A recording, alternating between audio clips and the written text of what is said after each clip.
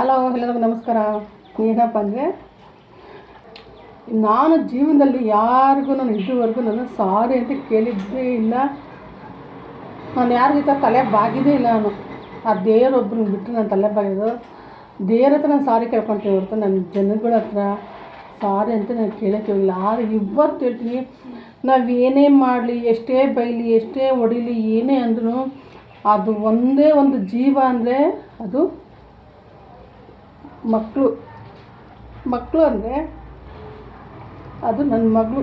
ನಾನು ಎಷ್ಟೆಲ್ಲ ತೊಂದರೆ ಕೊಟ್ಟು, ಎಷ್ಟೆಲ್ಲ ಬೈತೀನಿ, ಎಷ್ಟೆಲ್ಲ ಅಂತೀನಿ. ಒಂದು 15 ಡೇಸ್ ಅವಳ ಹತ್ರ ಮಾತಾಡಲಿಲ್ಲ. ನಾನು ಎಷ್ಟು ಕೊಬ್ಬೋಗಿದೆ ಅಂದರೆ ಅಷ್ಟು ಕುಗ್ಬಿಟ್ಟಿದೆ ನಾನು. ಅದಕ್ಕೆ ದೇವ್ರ ಹತ್ರ ನಾನು ಬೇಡ್ಕೊಡ ಅಣ್ಣ ಮಾತ್ರ. ನಾನು ಏನೇ ತಪ್ಪು ಮಾಡೋದು ಕ್ಷಮೆ ಇಲ್ಲ ತಾಯಿ. ಅದು ನನ್ನ ಮಗಳಿಗೋಸ್ಕರನೇ. ಅದೇ ನನ್ನ ಜೀವ ಅಂತೇನು ಗೊತ್ತಾ, ಅದೇ ಒಂದು ಮಗು ಅನ್ನೋದು.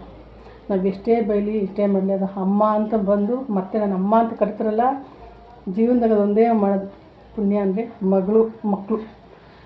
ಯಾರೇ ಮಕ್ಕಳು ಅಷ್ಟು ನೀವು ಬೈರಿ, ಎಷ್ಟೇ ಮಾಡಿ ಸ್ವಲ್ಪ ಅಮ್ಮ ಅಂತಾರಲ್ಲ, ಆದಷ್ಟು ಪುಣ್ಯ ಈ ಭೂಮಿ ಮೇಲೆ ನಾವು ಮಾಡೋಷ್ಟು ಪುಣ್ಯ ಯಾವುದೂ ಇಲ್ಲ ನನಗನ್ಸುತ್ತೆ. ನನಗನ್ಸಿದ್ದು ನಾನು ಹೇಳಿದ್ದೀನಿ. ನನಗೆ ಜೀವ ಅಂದರೆ ಅದು ನನ್ನ ಮಗಳೇ. ನಾನು ಬೈತೀನಿ ಕೋಪಕ್ಕೆ, ನನ್ನ ಬಾಯಿ ಸರಿನೇ ಇರಲ್ಲ, ನನ್ನ ಬಾಯಿಗೆ ಇರ್ತಾನೆ ಇಲ್ಲ, ಅಷ್ಟು ಬೈತೀನಿ. ಆದರೂ ಅದು ಜೀವ ಅನ್ನೋದೇ ನನ್ನ ಮಗಳು. ನನ್ನ ಮಗಳಿಗೋಸ್ಕರ ನಾನು ಸಾರಿ ಕೇಳ್ತೀನಿ. ಸಾರಿ ಬೋರು, ನಾವಳ ಬೋರು ತಗೊಂಡು ಸಾರಿ ಬೋರು ನಾನೇನೋ ಅಂದರೆ ನನಗೆ ಹೇಳಿದ್ನಲ್ವ, ಇವನು ಜೀವನದಲ್ಲಿ ಅಕ್ಕ ತಂಗಿ ಅಂತ ಮಾತ್ರ ನೀವು ಸಾರಿ ಕೇಳೋಕ್ಕೋಗ್ಬೇಡಿ. ಅದು ಮಾಡೋದೊಂದೇ ತಪ್ಪು ದೊಡ್ಡದು. ಅಕ್ಕ ತಂಗಿ ಹತ್ರ ಒಂದು ಸಾರಿ ಕೇಳೋಕ್ಕೋಗ್ಬೇಡಿ. ಮಕ್ಕಳ ಹತ್ರ ಕೇಳ್ತೀನಿ. ಏನೇ ತಪ್ಪು ಮಾಡಲಿ, ಅದು ಮಕ್ಕಳೇ. ನಾವು ಎಷ್ಟೇ ಮಕ್ಕಳು ನಮ್ಮನ್ನ ಅಮ್ಮ ಅಂತ ಕರೆದಲ್ಲ, ಅದೇ ದೊಡ್ಡ ಪುಣ್ಯ. ಅದೇ